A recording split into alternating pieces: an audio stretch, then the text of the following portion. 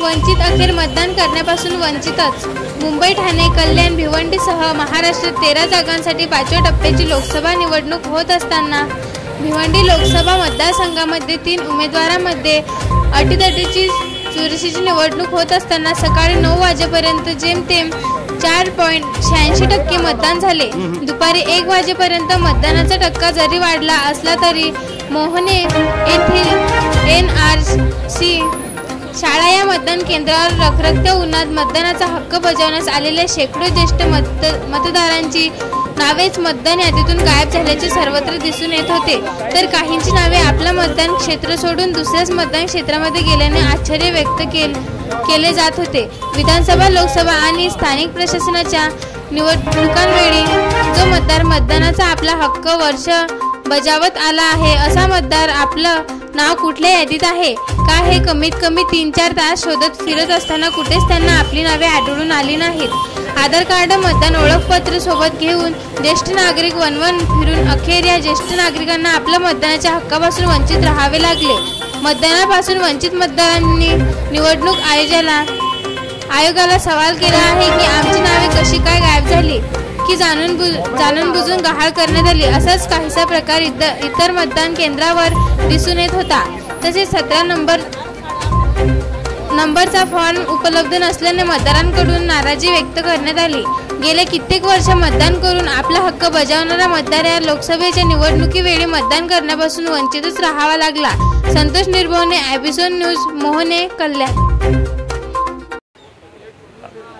आज भिवंडी मतदारसंघामध्ये NRC शाळा या ठिकाणी मोहना येथे वोटिंग चालू असताना जे पारंपरिक वोटर्स आहेत त्यांची हे वोटिंग करण्यापासून, मतदान करण्यापासून आज वंचित राहिले। त्यांच्यापासून जाणून घ्या नेमका काय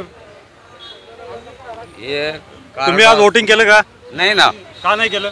आता 90 पासून आम्ही करीत आलो, पहिल्यापासून जवळजवळ करीत आलो, तरी आता आलो तर आम्हाला म्हणतात बाहेर झालो। नाव नाहीत मतदार यादीमध्ये, नाव कुठल्याच यादीत नाव नाही। तुमचाही काय प्रॉब्लेम नाही? 3 तास नाव शोधतो। किती 3 तास झालो इथं आलेले। ह्याच्यापूर्वी तुम्ही वोटिंग केलं होतं? प्रत्येक टायमाला प्रत्येक वेळेला वोटिंग केलं होतं? 40 वर्ष नगरसेवकच्या टायमाला ह्याच्यावर वोटिंग केलं ना, आता नाव यायला पाहिजे ना। 30 वर्ष आम्ही वोटिंग करत आता वोटिंगला नाव यायला पाहिजे। 30 वर्ष आम्ही इथं वोटिंग करत आलो। तुमचं वोटिंग कार्ड आहे का? वोटिंग कार्ड आता हे बघा, आधार कार्ड आहे, वोटिंग कार्ड ते झाल्यामुळं कार्ड आहे, म्हणून आम्ही माझ्याकडे 2014चं कार्ड आहेत, आमच्याकडे 94 पती पत्नींचे 2014चे कार्ड आहेत। 2014 पासून तुम्ही वोटिंग करताय आणि 2024च्या लोकसभेच्या निवडणुकीला तुम्ही आज आतापर्यंत वोटिंग करत आलात आणि आजच्या दिवशी जे 20 तारखेला वोटिंग चालू आहे भिवंडी लोकसभा मतदारसंघात, या ठिकाणी तुम्हाला वोटिंग पासून वंचित राहावं लागतंय का?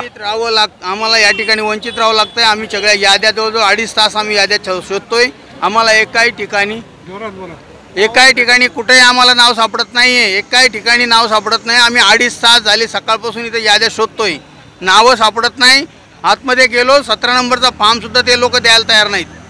अधिकारी काय म्हणतात? 17 नंबरच्या फॉर्मच्या संदर्भात बाहेरचे अधिकारी, आतमध्ये नाही गेलो आम्ही, बाहेर जे कार्यकर्ते बसलेले आहेत त्या कार्यकर्त्यांनी आम्हाला सांगितलं की तिथं तुम्हाला इथं फॉर्म वगैरे काही भेटत नाही, तुम्ही जावा तिकडेच बघा। कुठे बघा? बाहेर कुठे? बाहेर आता त्याला याद्या वगैरे बघा, इथं फॉर्म आम्हाला माहिती नाही, आमच्या नाही। तुम्ही कुठे बघायचं? 84ला इंदिरा गांधीचं होतं वोटिंग, त्या टायमाला आम्ही 84 त्या टायमाला वोटिंग आम्ही केलेली। 84 पासून आम्ही करत आलेलो। एकंदरीत 1984 पासून जे जुने वोटर्स आहेत हे पारंपरिक मतदान करत आले आहेत, मात्र 2024च्या लोकसभा इलेक्शनसाठी त्यांना वंचित राहावं लागत आहे। संतोष निर्भवने, IB7 न्यूज, मोहने, कल्याण।